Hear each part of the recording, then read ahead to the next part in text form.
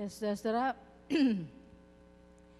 hari ini minggu pertama dari bulan Juni, dan kalau saudara ingat, saya akan ulangi sedikit apa yang kita sudah pelajari sejak bulan Januari supaya saudara melihat sequence pelajaran kita. Kalau saudara perhatikan, pada bulan Januari kita memasuki satu tema yang baru dengan tema By God's Grace We Serve. Nah, karena kita mau melayani dengan kasih karunia Tuhan, dengan the grace of God, maka kalau sudah perhatikan dari bulan Januari sampai dengan bulan April, kita belajar mengenai the grace of God. Kita belajar bagaimana kasih karunia Tuhan, yaitu pertolongan ilahi, itu sudah disediakan buat kita. Sehingga Tuhan bisa berkata kepada kita di dalam Ibrani 4 ayat 16, masuklah ke tahta kasih karunia Tuhan untuk mendapat pertolongan kita pada waktunya. Tuhan akan memberikan pertolongan kepada kita, Tuhan akan memberikan berkatnya kepada kita, segala apapun yang kita butuhkan di dalam hidup ini, saudara. Untuk bisa melakukan perbuatan baik yang Tuhan sudah siapkan bagi kita, Tuhan siapkan apapun kebutuhan kita. Kalau kita membutuhkan kekuatan, Tuhan berikan. Kalau kita membutuhkan kemampuan, Tuhan berikan. Kalau kita membutuhkan financial, Tuhan berikan. Kalau kita butuhkan kesembuhan, Tuhan berikan. Semua sudah disediakan oleh Tuhan. Sebab itu kata Tuhan, masuklah ke dalam tahta kasih karunia Tuhan dengan berani untuk mendapatkan pertolongan kita. Nah, kita sudah belajar selama 4 bulan. Saya harapkan saudara-saudara semua sekarang sudah berani setiap pagi datang ke tahta kasih karunia Tuhan. Tuhan, pagi ini saya datang karena inilah kebutuhan saya hari ini untuk Engkau cukupi semuanya. Dan saudara percaya, terima dengan iman. Kemudian saudara-saudara, kalau saudara perhatikan, by God's grace we serve. Nah, kalau kita sudah belajar mengenai the grace of God, maka kalau sudah perhatikan pada bulan Mei kita belajar mengenai karunia-karunia yang Tuhan sudah sediakan bagi kita. Tuhan sudah menyediakan karunia bagi kita supaya kita bisa menggunakan karunia itu untuk kita pakai melayani. Nah, saya harap selama bulan Mei saudara mendengar firman Tuhan mengenai karunia-karunia itu, saudara sudah tahu sekarang apa karunia saudara. Dan saudara perhatikan karunia saudara dan pakai karunia itu untuk mulai melayani. Nah, sekarang pada bulan Jun ini, permulaan bulan Jun, topik kita adalah mengenai komunitas atau community. Nah, sebab itu karena kita mau melayani komunitas di sekeliling kita, kita harus mengerti apa itu komunitas. Mari saudara sebentar kita bawa diri kita ke hadapan Tuhan. Bapa yang Maha Kasih, inilah kami Tuhan. Kami datang kepadamu karena Engkau berkata bahwa Engkau yang telah menciptakan kami adalah buatan Allah yang diciptakan di dalam Kristus Yesus untuk melakukan pekerjaan baik yang telah Engkau siapkan Tuhan. Dan Engkau ingin agar kami hidup di dalamnya. Bapa, ini kami satu persatu datang ke hadapan hadirat-Mu. Kami meminta Tuhan untuk Engkau equip kami semua. Lengkapi kami semua dengan segala perlengkapan untuk kami dapat melayani Engkau. Kami serahkan diri kami ke dalam tangan-Mu. Kami mau menerima apa yang Engkau mau katakan kepada kami pagi ini. Agar supaya kami mendapat modal yang daripada-Mu Tuhan. Agar supaya kami bisa melayani Engkau dengan segala modal yang Engkau akan berikan pada hari ini. Kami serahkan hati kami Bapa. Biar darah-Mu yang kudus menyucikan hati kami, pikiran kami, seluruh being kami. Mulut bibir hamba-Mu juga Tuhan, seluruhnya. Agar supaya kami layak menerima apa yang sudah Engkau siapkan. Dan hamba-Mu juga layak menjadi saluran bagi-Mu untuk menjadi penyambung mulut-Mu. Memberikan apa yang Kau mau katakan kepada kami semua. Terima kasih Bapa, di dalam nama Tuhan Yesus kami berdoa. Amin. Saudara, apakah komunitas itu? Ada definisi community di dalam bahasa Inggrisnya. Community is a group of people living in a particular local area. Jadi a group of people yang tinggal di dalam satu local area atau a group of people having common interest. A group of people yang mempunyai common interest yang bersama-sama berkumpul bersama-sama, itu adalah komunitas.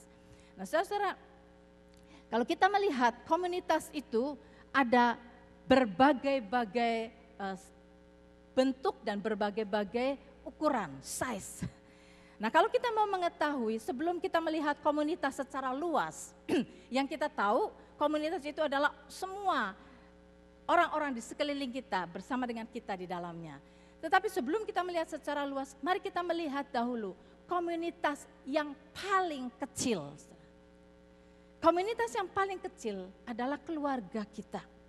Setiap keluarga, kalau kita suami, istri, anak-anak itu di dalam satu rumah, itu sudah merupakan satu komunitas. Saudara, cara Tuhan bekerja itu dengan bersama-sama.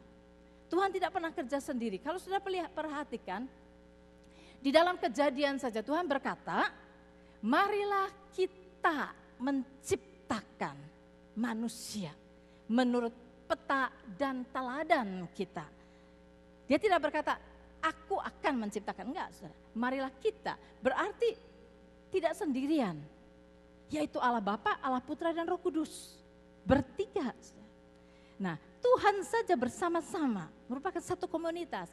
Dan demikian juga kita, keluarga merupakan satu komunitas juga.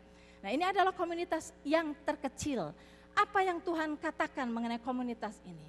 Saudara, Tuhan ingin agar supaya keluarga kita harmoni dan sehat. Karena dari keluarga yang sehat akan bisa memancar atau spill out pelayanan yang sehat. Tetapi keluarga yang tidak sehat tidak akan bisa memancarkan pelayanan yang sehat. Tuhan ingin agar keluarga kita sehat. Mari kita melihat ayatnya di dalam Kolose pasal yang ketiga. Dari mulai ayat 18 sampai dengan 21. Dengan judul hubungan antara anggota-anggota rumah tangga. Untuk mencapai rumah tangga atau keluarga atau komunitas yang paling kecil ini sehat. Dikatakan di sini, Tuhan berkata, hai istri-istri, tunduklah kepada suamimu. Sebagaimana seharusnya di dalam Tuhan.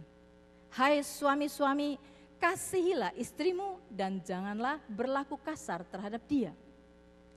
Hai anak-anak, taatilah orang tuamu dalam segala hal, karena itulah yang indah di dalam Tuhan. Hai bapak-bapak, janganlah sakiti hati anakmu, supaya jangan tawar hatinya. Saudara, ini yang Tuhan katakan kepada keluarga. Hai istri-istri, tunduklah kepada suamimu. Pada waktu pertama kali tahun 80-an, saudara, kita membawakan ini, banyak istri-istri yang marah. Yang benar aja mesti tunduk kepada suami. Istri-istri tunduklah kepada suami. Saudara, perkataan tunduk di sini adalah respect. Respect suami. Mengapa kita harus disuruh oleh Tuhan untuk respect suami kita? Karena Tuhan sudah menetapkan suami sebagai kepala keluarga. Dialah sebagai pimpinan yang tertinggi di dalam keluarga kita. Kalau kita melihat suami menempatkan tempat yang tertinggi atau sebagai pemimpin, itu bukan merupakan kedudukan, saudara, tetapi merupakan fungsi. The function daripada suami adalah memimpin keluarganya. Untuk suami bisa memimpin keluarganya, rule the family, maka kita, istri dan anak-anak harus tunduk dan respect kepada suami, kepada bapak kita. Kemudian dikatakan, hai suami-suami, kasihilah istrimu dan janganlah berlaku kasar terhadap dia. Saya tidak akan singgung panjang-panjang mengenai ini karena nanti pada minggu yang ketiga adalah Father's Day. Saudara-saudara, mungkin saudara akan mendapatkan lebih dalam lagi mengenai keluarga ini. Hai suami-suami, kasihilah istrimu dan janganlah berlaku kasar terhadap dia. Saudara, suami jangan berlaku kasar. Ini kata Tuhan loh, bukan kata saya. Jangan berlaku kasar terhadap istrimu. Bahkan ada lagi firman Tuhan yang berkata begini, jangan sakiti istrimu sebagai kaum yang lebih lemah, supaya jangan terhalang doamu. Supaya doamu jangan terhalang. Jadi suami-suami, kalau suami berdoa dan doa saudara itu rasanya belum dapat jawaban, salah satu yang perlu dicek, apakah suami engkau menyakiti istrimu. Sebagai kaum yang lebih lemah, Tuhan berkata jangan sakiti istrimu. Karena istri membutuhkan security. Itulah sebabnya Tuhan berkata demikian. Hai anak-anak, taatilah orang tuamu dalam segala hal, karena itulah yang indah di dalam Tuhan. Anak-anak, Di sini banyak anak-anak. Anak-anak katanya taati orang tuamu. Dan banyak pertanyaan, bagaimana kalau orang tua saya bukan orang Kristen? Saudara-saudara, Tuhan berkata, hormati, taati orang tuamu. It doesn't matter dia Kristen atau gak Kristen. Selama saudara gak disuruh membunuh orang, gak disuruh berzina, gak disuruh melakukan yang gak karuan. Saudara, selama orang tua adalah orang tua yang baik, turuti orang tuamu, taati orang tuamu. Karena Tuhan sudah menaruh orang tuamu sebagai naungan bagi kalian semua. Kemudian, hai bapak-bapak, janganlah sakiti hati anakmu supaya jangan tawar hatinya. Saudara, terutama di Asia, banyak orang tua atau bapak-bapak yang menggunakan otoritasnya dengan sewenang-wenang. Dan apa yang dia katakan tidak bisa disangkal oleh anaknya, tidak bisa diargue oleh anaknya. Nah saudara, hati-hati kita sebagai orang tua, terutama saya katakan bapak-bapak, janganlah sakiti hati anakmu. Saudara, kalau kita melihat banyak anak-anak yang rebel, banyak anak-anak yang sekarang gelandangan di mana-mana, itu belum tentu salah mereka. Ada kemungkinan salah mereka, tapi belum tentu salah mereka. Mungkin karena pada waktu mereka ada di dalam keluarga, mereka selalu ditindas oleh orang tuanya. Itulah sebabnya mereka keluar dan sekarang mungkin gelandangan di luar enggak karuan. Tetapi jangan kita salahkan orang. Kita enggak tahu keadaan orang di mana. Dan di sini hai bapak-bapak, janganlah sakiti hati anakmu supaya jangan tawar hatinya. Seringkali bapak memaksakan keinginannya kepada anaknya. Anaknya harus sekolah ini karena bapaknya ingin anaknya menjadi ini. Padahal anak itu tidak mempunyai talenta, tidak diberi karunia oleh Tuhan di dalam area itu. Tetapi anak harus menurut. Nah, saudara, itulah sebabnya banyak anak yang berontak. Sebab itu, hai bapak-bapak, jangan sakiti hati anakmu supaya jangan tawar hatinya dan akhirnya memberontak dan melakukannya tidak karuan. Saudara, ini hanya sekedar nasihat untuk keluarga bisa bersatu, keluarga bisa kuat, keluarga bisa sehat, saudara. Yang Tuhan inginkan agar supaya ini, saudara, renungkan firman ini, di mana kita sekarang berada. Nah sekarang mari saudara-saudara kita lihat dari keluarga, komunitas yang paling kecil, kita masuki komunitas yang lebih besar, yaitu keluarga Allah. Perkumpulan daripada orang-orang percaya, yaitu keluarga Allah. Kita merupakan satu keluarga. Keluarga yang lebih besar dibandingkan dengan keluarga kita sendiri. Keluarga yang lebih besar. Nah saudara, Tuhan juga ingin agar supaya keluarga ini sehat, bersatu, berfungsi dengan baik, dengan benar. Nah saudara, kalau kita melihat di dalam firman Tuhan, di dalam Efesus pasal yang keempat, di sini dituliskan mengenai kesatuan jemaat dan karunia yang berbeda-beda. Kita adalah satu komunitas yang lebih besar daripada keluarga kita. Dan Tuhan ingin kita bersatu supaya kita sebagai satu keluarga yang lebih besar bisa melayani komunitas yang lebih besar. Nah, kita harus mengetahui kita ini diumpamakan juga sebagai tubuh Kristus, tubuh. Nah, di dalam tubuh ini semua bagian, ada bagian-bagiannya, semuanya penting. Semuanya penting, enggak ada satu bagian di dalam tubuh ini yang tidak ada gunanya. Semua ada gunanya. Dan dikatakan di sini, di dalam Efesus pasal yang keempat, dari mulai ayat yang pertama sampai ayat yang keenam dikatakan, kesatuan jemaat dan karunia yang berbeda-beda. Sebab itu aku menasehatkan kamu, aku kata Paulus, orang yang dipenjarakan karena Tuhan, supaya hidupmu sebagai orang-orang yang telah dipanggil, berpadanan dengan panggilan itu. Hendaklah kamu selalu rendah hati, lemah lembut dan sabar. Tunjukkanlah kasihmu dalam hal saling membantu. Dan berusahalah memelihara kesatuan roh oleh ikatan damai sejahtera. Satu tubuh dan satu roh. Sebagaimana kamu telah dipanggil kepada satu pengharapan yang terkandung dalam panggilanmu. Satu Tuhan, satu iman, satu baptisan, satu Allah dan Bapa dari semua. Allah yang di atas semua dan oleh semua dan di dalam semua. Ayat 16. Daripadanya lah seluruh tubuh yang rapi tersusun dan diikat menjadi satu oleh pelayanan semua bagiannya sesuai dengan kadar pekerjaan tiap-tiap anggota, menerima pertumbuhannya dan membangun dirinya dalam kasih. Jelas sekali saudara. Kalau kita lihat di sini, di dalam ini dikatakan bahwa sebab itu katanya, kamu supaya hidupmu sebagai orang-orang yang telah dipanggil berpadanan dengan panggilan itu. Saudara, kita semua sudah dipanggil. Mungkin ada saudara berkata, tapi saya belum terima Tuhan, saya belum dibaptis. Saudara sudah dipanggil. Kenyataan bahwa saudara ada di sini, itu karena saudara sudah dipanggil.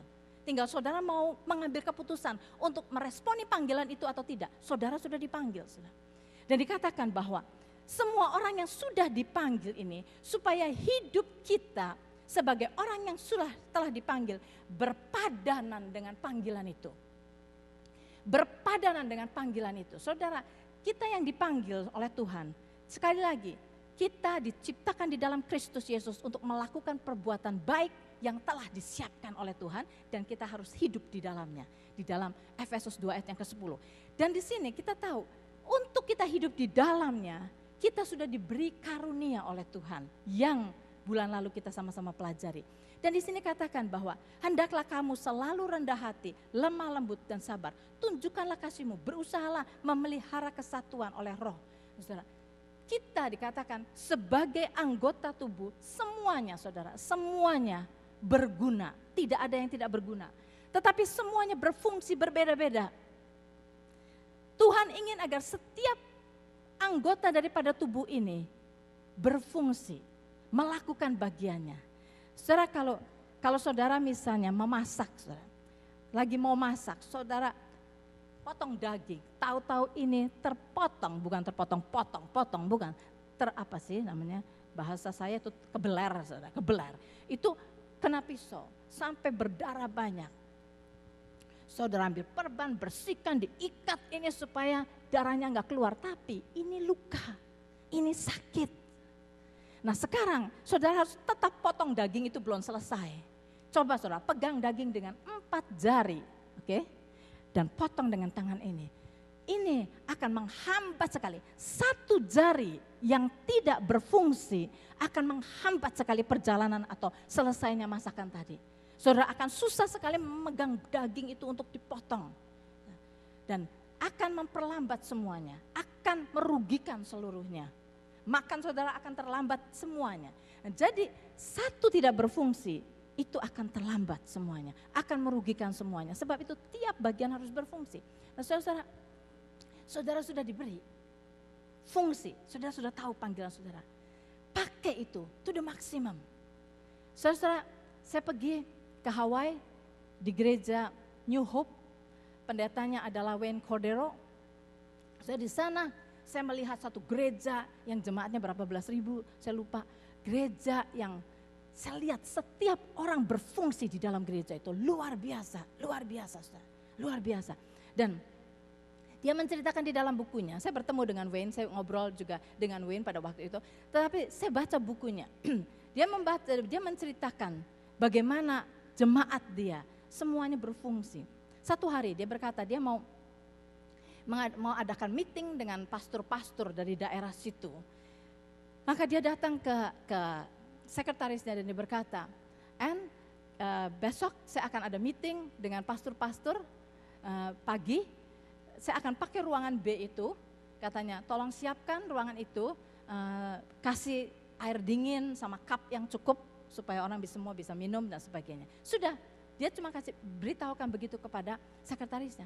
Tapi saudara, si sekretaris ini adalah orang yang sangat peka dan bisa melihat karunia dari orang-orang. Sebab itu, dia enggak melakukan sendiri. Dia call seorang yang bernama Neta.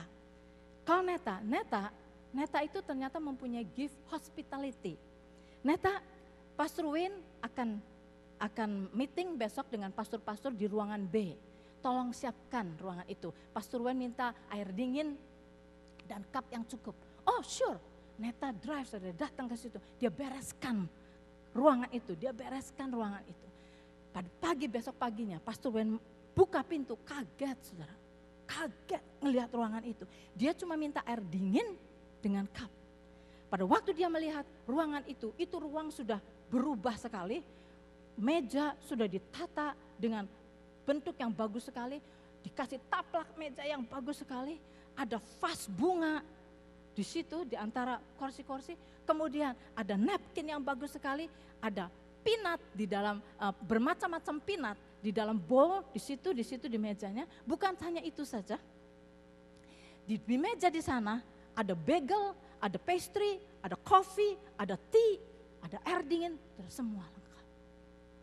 Dia sampai kaget. Dia cuma minta air dingin sama cup yang cukup. Sampai pada waktu pastor-pastor datang semua melihat, wow, mereka senang sekali bilang, wow, Pastor Wayne, kamu gak usah sampai ngelakuin ini. Dia bilang, that's not me, it's not me.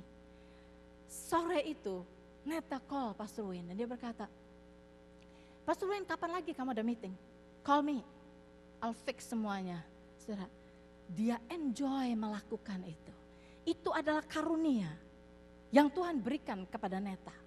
Dan dia gunakan to the maximum. Dia gak komplain, malahan dia cari kerjaan. Kapan lagi kamu meeting? Saya akan lakukan lagi. Saya akan berkata, Pastor bilang, wow, this is so beautiful. Semua orang sampai bingung ngelihat ruangan bagus sekali. Yes, itu nothing. Tetapi dia enjoy melakukan di dalam karunia-Nya. Nah, saudara, biar kita belajar, saudara. Karunia kita apa? Do it to the maximum. Walaupun mungkin kita nggak disuruh, mungkin kita nggak ada yang kasih assignment pada kita, tetapi pakai to the maximum, saudara. Dan saudara, sekarang mari kita melihat apa sebetulnya yang sering kali menghambat orang-orang untuk bisa melakukan atau maximize potensi yang Tuhan berikan. Kalau kita ingin menjadi gereja yang sehat, setiap bagian daripada anggota tubuh ini berfungsi to the maximum, sehingga membuat tubuh Tuhan ini, Yesus sebagai kepala, tubuh ini semua berfungsi. Apa yang Yesus mau katakan kepada tubuh ini untuk lakukan, tubuh ini langsung bergerak dan melakukannya. Untuk kita bisa menjadi tubuh yang demikian, saudara, kita harus exercising karunia yang Tuhan berikan kepada kita. Latihan setiap hari, latihan. Semakin kita melatih, semakin kita enjoy melakukannya. Semakin kita melihat hasilnya dan hasil itu akan membuat kita makin semangat untuk melayani Tuhan. Tetapi kalau kita tidak menggunakan karunia kita, maka kita nggak pernah melihat hasil. Kita nggak pernah melihat buahnya. Karena nggak melihat buah, tidak ada joy di dalam diri kita untuk menggunakan karunia itu. Nah, saudara, apa sebetulnya yang menghalangi orang-orang untuk maximize potensi yang ada? Sebelum itu mari kita melihat Roma, saudara. Roma pasal 15 ayat yang ke-7 di sini. Tuhan berkata begini melalui Rasul Paulus. Sebab itu terimalah satu akan yang lain, sama seperti Kristus juga telah menerima kita untuk kemuliaan Allah. Terima satu akan yang lain sebagaimana Kristus telah menerima kita untuk kemuliaan Allah. Nah, itu yang harus kita punyai, mata kita untuk bisa melihat satu dengan yang lain. Terima satu dengan yang lain sebagaimana mereka adanya. Kalau kita melihat apa yang menjadi penghalang sebetulnya untuk orang-orang di dalam jemaat Tuhan untuk bisa maximize potensi yang Tuhan berikan adalah hanya satu yang saya lihat yang paling tidak baik adalah comparison. Membandingkan, saudara. Kita sering membanding-bandingkan. Nah, kalau kita masih punya mentality yang suka membandingkan, itu yang bisa menghambat. Membandingkan itu ada dua bagian. Yang kita jangan lakukan, ada dua macam perbandingan. Yang pertama, jangan compare orang lain dengan kita. Jangan compare orang lain dengan kita. Yang kedua, jangan compare kita dengan orang lain. Loh, itu kan sama. No, beda. Yang pertama, jangan membandingkan orang lain dengan diri kita sendiri. Jeleknya apa ini, saudara? Kecondongannya adalah kesombongan. Kita seringkali mengukur orang lain dengan standar kita. Misalnya, kalau kita adalah seorang yang suka memberi, kita dikasih karunia sama Tuhan, suka memberi. Kalau kita lihat ada orang susah, kita beri, kita beri, kita beri. Nah, persis saudara punya kepala sel atau kepala whatever, jangan kepala sel, nanti ada yang marah di sini. Pimpinan saudara lihat, perhatikan, setiap kali saudara beri, ini orang nggak pernah beri.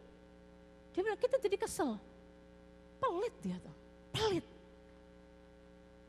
Karena ukurannya apa? Saya suka memberi, semua orang harus suka memberi. Kalau orang tidak memberi, pelit, that's bad. Nah, sudah sampai karena kita melihat diri kita ini hebat di dalam satu hal dan orang lain tidak, maka mungkin si pemimpin itu punya kehebatan di bagian lain. Tetapi karena dia sudah melihat dia pelit, maka pada saat si pemimpin itu berfungsi di dalam kehebatannya, dia nggak mau terima. Karena dia lihat, ngapain orang pelit, ngomong apa juga percuma, kamu pelit. Kita sudah menjudge orang lain sedemikian rupa. Demikian juga, apa mungkin kehebatan kita? Kita bisa very friendly sama semua orang. Persis kita mempunyai pimpinan yang diam gitu. Enggak terlalu kelihatan se-friendly saudara. Saudara langsung saudara pikir, dia merupakan batu sandungan buat saudara. Seharusnya kan setiap orang harus diginikan. Nah, saudara nggak bisa melakukan, orang itu nggak bisa melakukan. Saudara langsung lihat dia, rendahkan. Jadi seringkali kalau kita membandingkan orang lain dengan diri kita memikir kita ini standar. Standar seharusnya manusia seperti ini. Kalau orang tidak seperti kita, that's not good. Gitu. Nah, jangan compare orang lain dengan kita. Dan yang kedua, jangan compare kita dengan orang lain. Ini juga bad. Badnya kenapa? Ini condongnya kepada rendah diri, perasaan rendah diri. Ada banyak orang tidak mau melayani, tidak mau berfungsi di dalam tubuh Kristus. Kenapa? Karena comparing, membandingkan diri kita dengan orang lain. Dia bilang, aduh dia hebat loh, dia bisa begini, saya sih nggak bisa tuh seperti itu. Oh, kalau sudah ditanya untuk no, si Anu saja, si Anu hebat loh, saya sih nggak bisa. Kita membandingkan diri kita dengan kehebatan orang lain, sehingga kita merasa kita ini nothing, kita nggak bisa apa-apa, nggak bisa apa-apa, nggak bisa apa-apa. Nah, dua hal ini, dua comparison ini yang akan menghambat orang untuk bisa melayani Tuhan dengan benar. Nah, sebab itu jangan membandingkan, saudara. Setiap kita unik di hadapan Tuhan. Kita diciptakan tidak ada dua Yuli di dunia ini Yuli di sini. Enggak ada dua Yuli, Yuli cuma satu, saudara. Walaupun ada banyak yang namanya Yuli, tapi bukan Yuli ini. Enggak ada Yuli yang seperti ini di Afrika atau di Indonesia, enggak ada. Cuma satu, Tuhan cuma bikin satu Yuli yang seperti dia. Enggak ada yang sama seperti dia. Unik. Dan kita semua harus menyadari, kita unik. Sebab itu Tuhan sudah memberikan unik karunia kepada kita. Just konsentrasi kepada itu, do it to the maximum. Nah, kita akan excel di dalam apapun yang kita lakukan. Nah, saudara sudah pernah mendengar ilustrasi. Beberapa tahun yang lalu mungkin saya pernah ceritakan, itu Pak sudah pernah ceritakan. Tapi ini ilustrasi ini saya mau ceritakan sekali lagi, sebab ini tepat sekali dengan apa yang sedang kita bicarakan hari ini. Kita dapat dari Chuck Swindoll dalam bukunya. Dia menceritakan begini, ini dongeng, ceritaan. Di dunia binatang ini bikin conference. Terus akhirnya mereka mengambil persetujuan, kita akan membangun sekolah. Dan di dalam sekolah itu ada 4 kursus yang harus diajari oleh semua, diajarkan kepada semua binatang. Yaitu kursus berenang, kursus terbang, kursus memanjat, dan kursus berlari. Karena setiap binatang itu harus pintar di dalam 4-4-nya. Maka semua binatang daftar, saya masuk sekolah. Ada tikus, ada kucing, ada anjing, ada semua daftar, saudara. Ada bebek dan semuanya, semua daftar. Nah, ceritanya pada hari pertama, trainernya ini masuk pertama bebek bilang, Oh kamu, oke, saya mesti tes kamu dulu. Oke Bebek, berenang. Si Bebek masuk air, shush, dia berenang, hebat sekali. Dan dia bilang, wow, kamu berenang cepat sekali, hebat sekali, kamu bisa berenang lebih cepat dari saya. Good, berenang 10. Sekarang saya tes kamu, lari. Si Bebek lari. Nah saudara tahu Bebek kakinya pendek kan? Bebek kakinya pendek. Nah dia mulai lari. Kipit. Enggak maju-maju kan? Ya biarpun maju sih maju. Tapi kipit. Enggak, lama sekali. Enggak maju-maju. Dia bilang, kamu kok begitu sih? Masa lari enggak bisa? Iya, habis kaki saya pendek. Oke, sekarang you have to train yourself untuk run secepat-cepatnya. Sekarang latihan lari, kamu gak usah latihan berenang, kamu udah pintar berenang, latihan lari. Maka si Bebek saban hari sudah latihan lari, kipit, gak nyampe, sebesok lagi kipit, latihan lari terus. Nah saudara, karena dia latihan lari terus menerus, akhirnya kaki pada merongkol, sakit semua muscle sakit. Dan akhirnya dia bilang, aduh saya lari juga gak cepet-cepet, udahlah saya mau berenang aja. Dia masuk ke air, dia berenang juga nggak bisa, habis kakinya sakit semua, sudah bengkak-bengkak, dia nggak bisa berenang. Aduh jadi berenang juga nggak bisa. Rabbit datang, si Rabbit bilang, oke, kata si trainernya, coba Rabbit lari. Rabbit lari, ping, wah cepat sekali. Wow hebat kamu, loncatannya kamu cepat sekali, kamu bisa lari cepat. Oke sekarang berenang. Masuk air, begitu masuk air, blub. Rabbit ini kelelap saudara, air masuk mulut, bla. Kenapa? Ngambang, berenang itu harus ngambang, nggak bisa saya, nggak bisa ngambang. Oke, naik, latihan lagi, masuk. Saudara, dia disuruh latihan berenang saban hari, dia minum air saban hari sampai kena pneumonia. Sudah kena pneumonia, Rabbit ini, percuma lah saya nggak bisa berenang, saya mau lari aja, mau lari pun dia nggak bisa. Langnya udah penuh air, dia nggak bisa berenang, nggak bisa lari lagi. Saudara, ini satu ilustrasi. Tetapi saudara, bukankah kita seringkali begitu manusia? Kita seringkali fokus kepada ketidakbisaan orang, ketidakmampuan orang. Dan kita tidak fokus kepada kemampuan daripada seseorang. Kita selalu lihat kejelekan orang. Kok kenapa sih dia gitu? Kok kenapa sih dia gitu? Itu kok gitu kan? Malu-maluin kan? Ini. Nah kita fokus kepada kejelekan orang. Dan kemudian kita mau nasihatin, kamu harus begini loh, kamu harus begini loh, kamu harus begini loh. Tetapi kita enggak fokus kepada kehebatan dari setiap orang. Saudara, kalau kita fokuskan kepada the best daripada orang itu, setiap orang ada angka 10 di dalam diri orang itu. Ada satu hal yang 10 di dalam orang itu. Fokus kepada yang 10. Sebab kalau kita menuntut orang itu untuk melakukan sesuatu yang dia nggak bisa, saudara, dia akan kecewa, dia akan mendapat kritikan, dia akan sakit hati, dia akan menjadi apati, akhirnya sakit hatinya. Pada waktu dia disuruh melakukan apa yang dia pintar, apa yang dia hebat, dia bilang forget it. I'm hurt. Saya sudah apati. Walaupun dia disuruh melakukan yang dia hebat, dia nggak bisa, nggak mau lagi. Dan itu yang sering terjadi di dalam tubuh Kristus. Saudara, kalau kita mau untuk setiap bagian dari tubuh kita ini, tubuh Kristus ini berfungsi, mari kita fokus kepada kehebatan setiap orang. Setiap orang ada 10-nya di dalam dia. Fokuskan kepada 10 itu. Suruh dia melakukan yang dia bisa melakukan 10. Sehingga dia enjoy melakukannya. Dia akan melihat hasilnya, akan berbuah. Dan saudara, setiap bagian, kalau setiap bagian di dalam tubuh ini berfungsi pada tempatnya, melakukan yang dia the best at, maka tubuh ini akan menjadi sehat. Dan tubuh ini akan ready untuk menerima direction daripada the head, yaitu Kristus sendiri. Lakukan ini, semuanya bergerak, saudara. Semuanya bergerak dengan bagiannya masing-masing untuk melakukan apa yang Tuhan suruh kita lakukan. Nah saudara, tujuannya adalah untuk melakukan, untuk reach out komunitas di sekeliling kita. Ada banyak orang-orang yang hurt di sekeliling kita. Ada banyak orang-orang yang membutuhkan pertolongan. Nah saudara, sebab itu mari kita sekarang melihat komunitas yang the next, yaitu komunitas yang di luar. Sebentar saja, saya tahu waktunya sudah hampir habis. Saudara, untuk kita bisa melihat komunitas di luar, kita harus tahu Di luar begitu banyak orang yang sakit, begitu banyak orang yang membutuhkan pertolongan. Dan Tuhan, hati Tuhan kepada mereka. Tuhan ingin menggunakan, memakai tubuhnya untuk menjangkau mereka, untuk menolong mereka.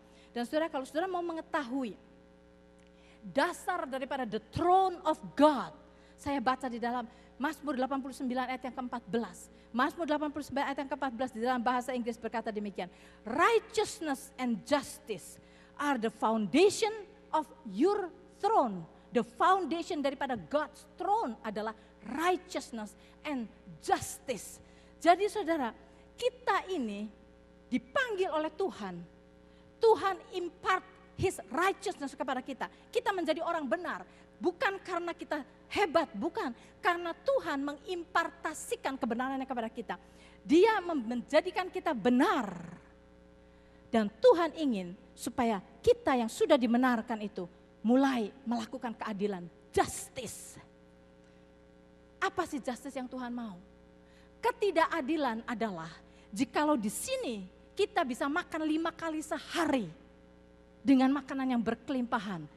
Di sana ada orang yang tidak bisa makan even sekali sehari.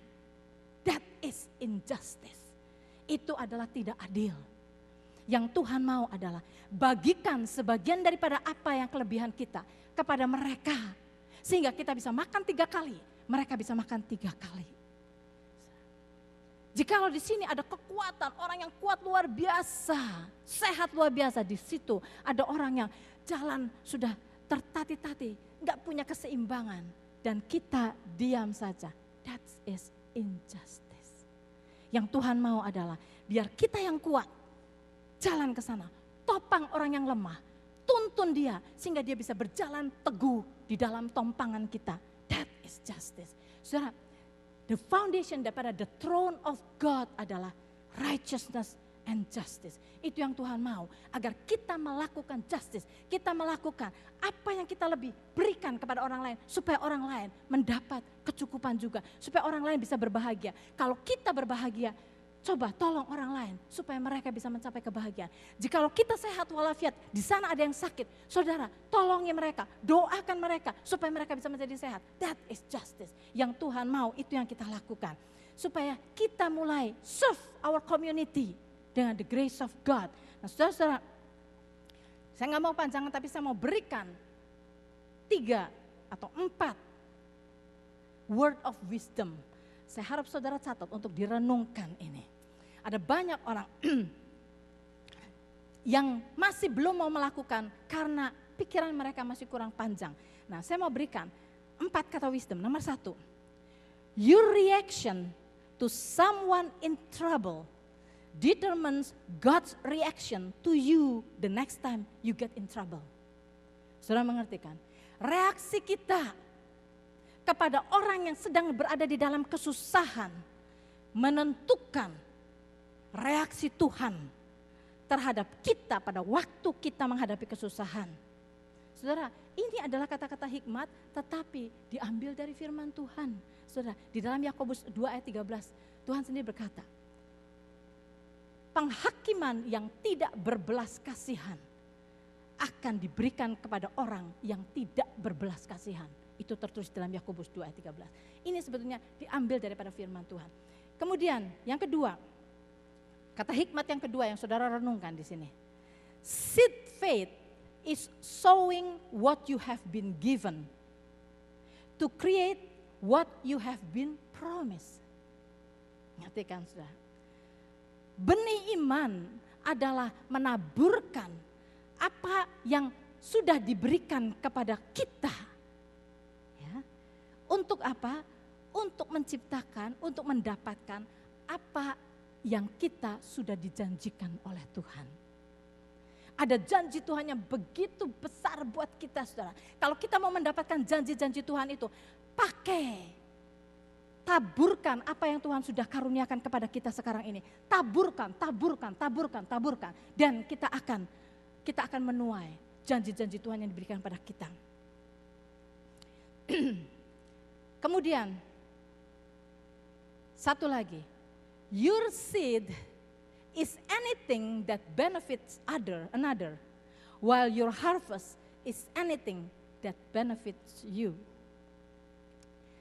Benih adalah yang kita lakukan untuk keuntungan orang lain.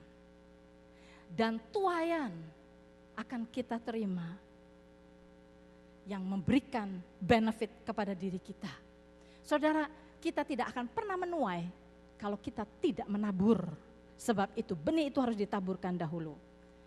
Nah saudara, kita tahu, ya saya mau tapi seringkali kita bilang, tapi gak ada waktunya, tapi saya terlalu sibuk, tapi keuangan saya masih begini, tapi ada banyak tapi yang membuat kita tidak melakukan. Nah ada satu lagi word of wisdom yang saudara harus pikirkan.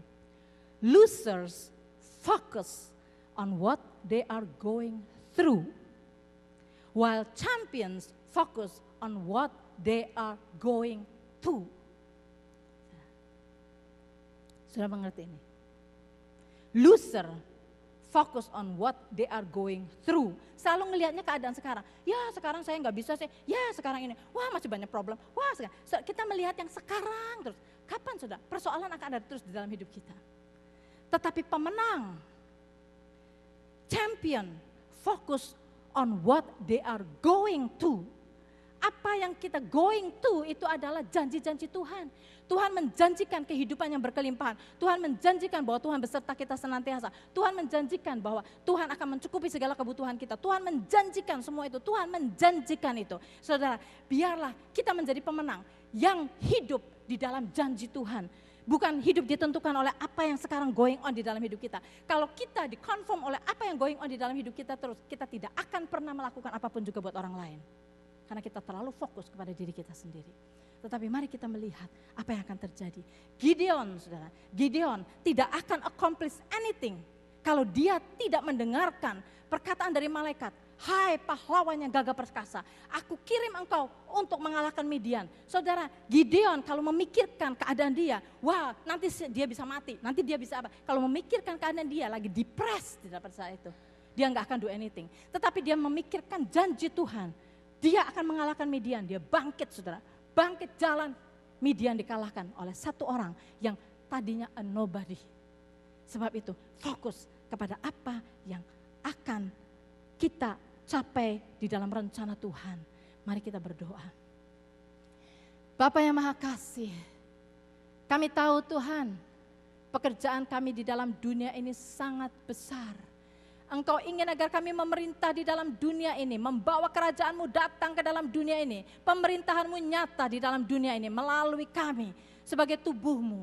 Oh Bapa, kami minta agar Engkau sendiri Tuhan bangkitkan tubuh-Mu ini, setiap anggota tubuh ini Tuhan, agar supaya kami mulai berfungsi di dalam karunia yang Tuhan sudah berikan kepada kami, mulai excel di dalam bagian yang sudah Engkau tetapkan buat kami Tuhan, agar supaya setiap anggota daripada tubuh-Mu berfungsi di dalam tempatnya to the maximum, sehingga tubuh ini menjadi kuat, menjadi sehat Tuhan, dan kami ready untuk berjalan keluar, untuk menolong orang-orang yang ada di luar sana. Kami tahu Bapa, hati-Mu kepada mereka, Engkau ingin justice, Engkau ingin melihat keadilan terjadi kepada mereka yang sedang susah. Engkau berkata bahwa apa yang kami lakukan kepada the least of us, kami lakukan kepadamu, karena hati-Mu kepada mereka yang sengsara, yang di-abuse, mereka yang di dalam keadaan yang parah. Oh Tuhan, berikan kepada kami hati dan mata yang compassionate Tuhan, kepada orang-orang di sekeliling kami. Berikan kepada kami mata seperti mata-Mu yang bisa melihat orang-orang di sana Tuhan, seperti Engkau melihat mereka. Bukan untuk menyalahkan mereka, bukan untuk mengutuki mereka, bukan untuk blaming mereka bahwa mereka ada di dalam keadaan itu karena salah mereka sendiri. Oh Tuhan, ajarkan kami untuk tidak menghakimi manusia. Kami tidak tahu latar belakang mereka. Sebab itu Tuhan, berikan kepada kami mata untuk bisa melihat mereka seperti mata-Mu melihat mereka. Berikan kepada kami hati yang seperti hati-Mu, penuh dengan belas kasihan. Berikan Tuhan, berikan kepada kami kerajinan dan kemauan untuk melakukan apa yang Engkau suruh kami lakukan. Berikan pelayanan Tuhan, panggil kami Tuhan, dan kami minta Sehingga diri kami satu persatu mendengarkan panggilan-Mu. Dan kami tidak akan menjadi orang yang hanya consuming apa yang dapat kami consume. Tetapi kami bisa menjadi pemberi. Kami bisa memberikan apa yang sudah Engkau berikan kepada kami. Kami bisa bagikan kepada orang-orang di sekeliling kami. Tolong kami Tuhan, tolong. Kami tahu hanya Engkau yang bisa menguatkan kami. Hanya Engkau yang akan bisa memakai kami satu persatu untuk melakukan pekerjaan besar yang sudah Engkau sediakan bagi kami. Terima kasih Bapa, terima kasih. Ampuni Tuhan kelalaian kami, ampuni Tuhan kalau kami masih belum bisa melihat pada waktu-waktu yang lalu dengan mata-Mu. Tetapi dari mulai hari ini kami yakin Tuhan, Engkau akan mencelikan mata rohani kami untuk bisa melihat dari sudut pandangan Engkau. Thank you Tuhan. Sementara kalau kami akan memberikan persembahan Tuhan, berikan kepada kami hati yang tulus di hadapan-Mu untuk memberikan persembahan kepadamu. Dengan hati yang rela, dengan hati yang bersuka cita. Karena kami mengambil bagian di dalam pekerjaan-Mu untuk memuliakan nama-Mu dan melebarkan kerajaan-Mu. Di dalam nama Tuhan Yesus Kristus kami berdoa. Amin.